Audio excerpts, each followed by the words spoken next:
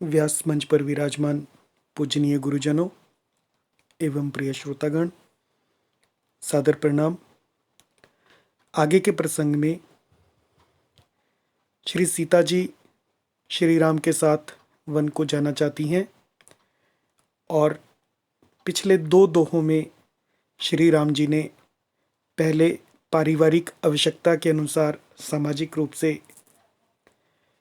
श्री सीता जी को समझाया कि आप महल में रुकिए और सास ससुर के चरण की पूजा कीजिए, परिवार का ध्यान रखिए।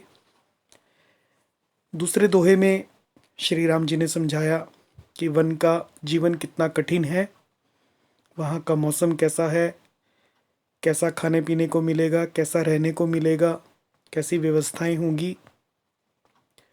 और अब वन के भयानक जीवन जिसमें कि राक्षस विचर रहे हैं जो कि निर्बक्षी हैं, उसके विषय में बता रहे हैं।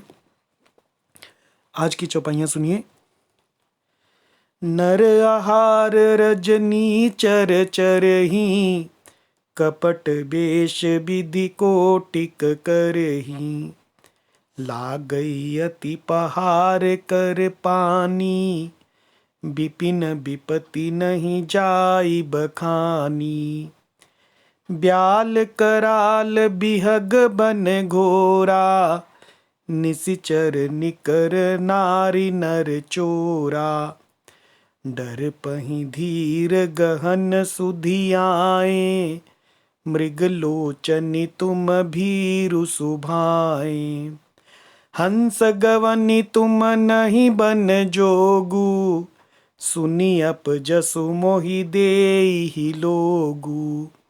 मानस सलिल सुधा प्रतिपाली, जियई किलवन पयोधि मराली। नवरसाल बन बिहरन सीला, सोह की कोकिल बिपिन करीला। रहु भवन अस हृदय बिचारी, चंद बदनी दुख कानन भारी। सहज सुहृद गुर स्वामी सिख, जो न करई सिर मानी। सो पछताई अघाई उर, अवसि होई हित हानि। अब इन चौपाइयों का अर्थ समझिए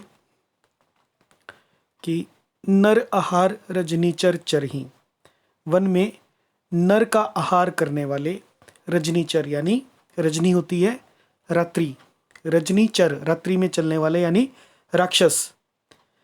मनुष्यों को खाने वाले निशाचर फिरते हैं। और कपट वेश विधि कोटिक करही, वे करोड़ों प्रकार के कपट रूप धारण कर लेते हैं, कपट वेश धारण करते हैं। विधि कोटिक, कोटिक यानी करोड़ों प्रकार के। लाग गई अति पहाड़ कर पानी, और पहाड़ का पानी। लाग गई अति बहुत ही लगता है। विपिन विपत्ति, विपिन यानी वन की विपत्ति नहीं जाई बखानी, वन की विपत्तियों का बखान नहीं किया जा सकता।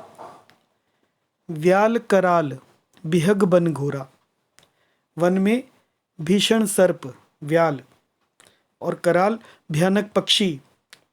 कराल बिहग, व्याल कराल बिहग बन घोरा, वन में भीषण सर्प भयानक पक्षी। और निशिचर निकर, राक्षसों के समूह, झुंड के झुंड। नारी नर चोरा, नारी और नर को चुराने वाले, स्त्री पुरुषों को चुराने वाले रहते हैं। डरपहि धीर गहन सुधियाए, डरपहि धीर, जो धीर हैं, धैर्यवान पुरुष हैं, वो भी डरपहि डर जाते हैं। गहन सुधियाए, गहन यानी वन की भयंकरता याद आ जाने पर।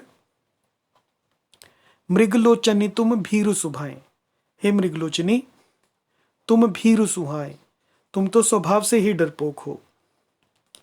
हंस गवनी तुम नहीं बन जोगु, हे हंस गवनी तुम नहीं बन जोगु, तुम वन के योग्य नहीं हो। सुनी अप जसु मोहि दे ही लोगु, और सुनी अप ऐसा सुनकर कि मैं तुम्हें साथ वन को ले गया हूं। अपजसु मोहि दे ही लोगु, लोग मुझे अपयश देंगे कि राजकुमारी सीता वन के योग्य नहीं थी, फिर भी श्री राम उन्हें वन में ले गए। मानस सलिल सुधा प्रतिपाली, मानस सलिल सुधा प्रतिपाली, मानसरोवर के अमृत के समान जल से पाली हुई। मानस यानी मानसरोवर, सलिल यानी जल, सुधा यानी अमृत, प्रतिपाली मानसरोवर के अमृत के समान जल से पाली हुई। जियत की लवन पयोधि मराली, ऐसी मराली यानी हंसिनी। जिये की लवन पयोधि, लवन यानी खारे, पयोधि यानी समुद्र, खारे समुद्र में जी सकती है।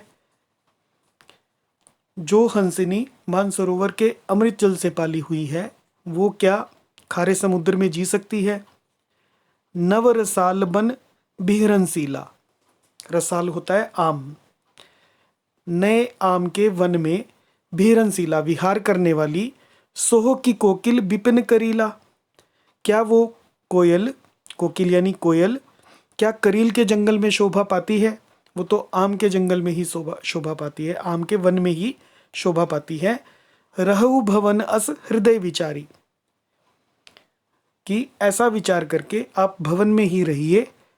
चंद बदनी दुख कानन भारी, हे चंद्रमुखी, चंद बदनी मतलब हे चंद्रमुखी, दुख कानन भारी, कानन यानी वन में भारी दुख है, बड़ा कष्ट है। सहज सुहृद गुरुस्वामी सिख, सहज यानी स्वभाव से ही, सुहृद हित चाहने वाले, गुरुस्वामी गुरु और स्वामी की सीख को जो न करे सिर मान, जो सिर पर चढ़ाकर नहीं मानता। सो पछताई अघाई उर, वह पछताता है। सो पछताई अघाई उर, उर यानी पेट, भरपेट पछताता है। अवसी होई हित हानि, अवसी यानी अवश्य ही, होई हित हानि उसके हित की हानि होती है। जय सिया राम।